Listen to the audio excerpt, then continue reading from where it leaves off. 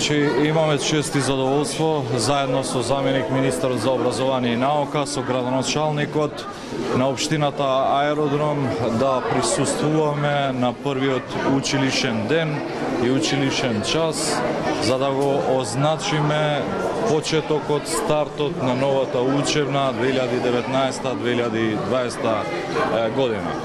На сите ученици им посакувам многу здравје, среќа, успех, многу знаења, позитивни резултати кои ќе им помогнат да се оформат како личности и да продолжат со нивното надградување на личниот и професионален живот. Исто така и на наставниците им посакувам многу здравје, среќа, успешна работа. Впрочем, наставниците се најважната алка во националниот образовен систем.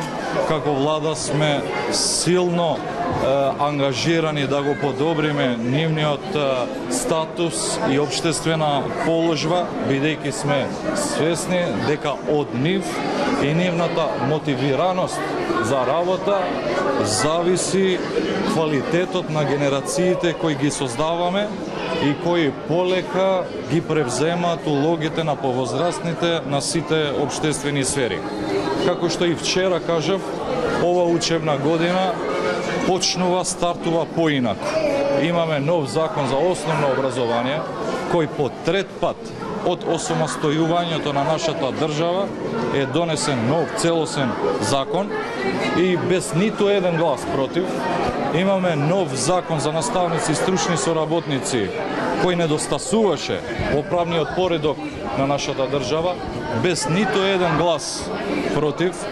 Имаме второ покачување на платите за една година, за дополнителни 5% и септемвриската плата, споредувајќи со августовската плата од 2018 е покачена за 10%, над 10%, односно 10,8%. Повеќе средства, повеќе пари за основното и средното образование, повеќе од 1,3 милиарди денари повеќе во 2019 за основното и средното образование, споредувајќи со 2017 година, целосно реформирано стручно образование, средностручно образование, нови наставни програми по одделни предмети во основното образование и нови капитални инвестиции во училиштето. Впрочем, денеска имам чест и задоволство да бидам во ова училиште, во основното училиште Лазо Ангеловски во општина Аеродром, каде и сме направиле конкретна инвестиција, замена на кровната конструкција, инвестиција од страна на Министерството за образование и наука во вредност околу 10 милиони денари, поточно 9,7 милиони денари, и ќе продолжиме да го одбележиме првиот училишен час и првиот училишен ден и во основното училиште Байрам Шабани во село Кондово, општина Сарај, каде што и таму сме направиле конкретна инвестиција. Нашите напори и се залагаме цврсто како влада да го подобриме, да ги подобриме состојбите во националниот образовен систем. И во делот на реформите, и во делот на донесување на нови современи законски решенија кои се неопходни, но исто така и во другите делови, така што ќе имаме координиран пристап и единствен пристап за подобрување на квалитетот. Информација дали во колку училишта се враќаат учениците поради штрајкот на просветните работници? Таква информација до сега немаме, бидејќи се уште е рано, но знам дека во добар дел од училиштата се одвива најнормално, се организира првиот училишен ден на најнормален начин, со добро организирање, со добри приредби, така што очекувам така и да продолжи. Дел од училиштата учениците се враќаат. Родителите реагираат зошто до крај ги повикувавте учениците кога сега се враќаат од училиштата.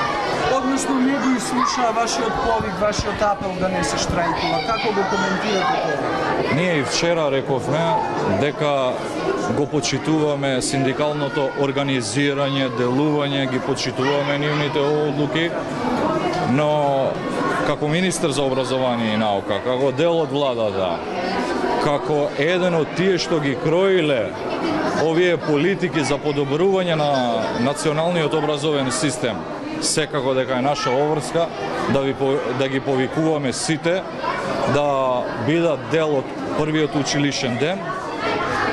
За дополнително, знаете дека карактерот на штрајкот денешен е предупредувачки, што значи дека наставниците и од СОНК биле повикувани да бидат во училиштата, така што и учениците треба да бидат во училиштата, но и од СОНК сме имали известување и писмено, но и преку медиумите, нели, дека нема да одржат настава.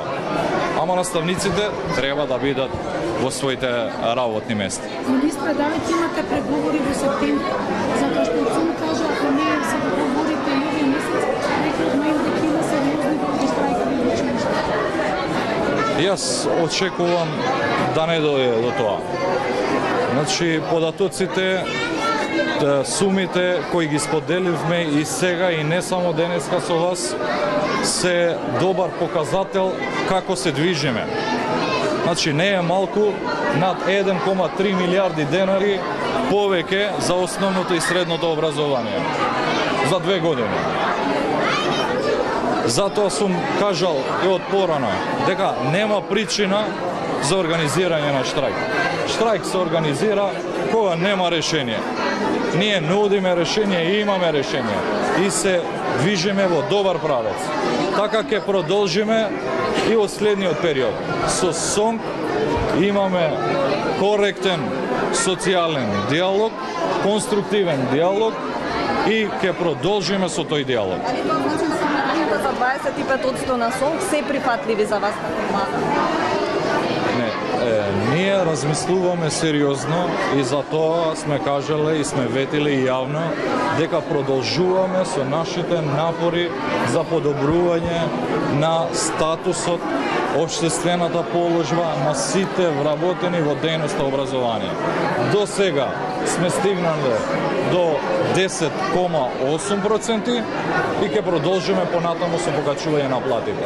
Само да се подсетиме, значи во високото образование, по долгу години наназад, за прв пат сега имаме покачување на платите. Во наука, во јавните научни установи, по долгу години наназад, за прв пат од денешен ден имаме покачување на платите. Мислам се дека се движиме во добра насока, со СОНК ќе продолжиме со диалогот и ќе ги разгледаме заедно сите параметри, сите податоци и ќе одлучиме како влада за идното покачување на платите.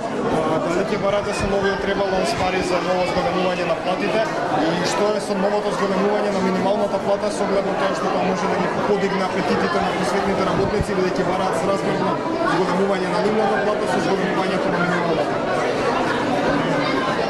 Добро што цело време зборуваме за покачување на платите и во повеќе сектори. Значи, владата работи за да се подобри статусот на сите вработени во различни области и сфери.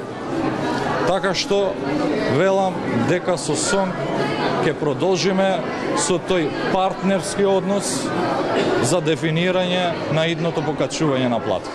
Може да се случило прашање дали од владата дека нема да се примаат невакцинирани деца во училиштата и дали имате информации во училишната година, дали колку деца не се примени поради не само се вакцинирани? Значи, ние следиме состојбата и сме во постојана комуникација и со министерот Филипче и Министерството за здравство. И во месец септември, нели, и ДПИ, Државен просветен инспекторат, има надлежности, бидејќи училиштата ќе доставуваат известување до просветен инспекторат кои деца не се запишани, а би требало да бидат запишани и сите податоци ќе ги добиеме во овој месец за бројот на запишани деца, а со Министерот за здравство сме се договориле да има и теренска вакцинација на самите училишта за да се подигне степенот на вакцинирани деца. До сега сме задоволени од процентот на децата кои се вакцинирани, кој значително е зголема.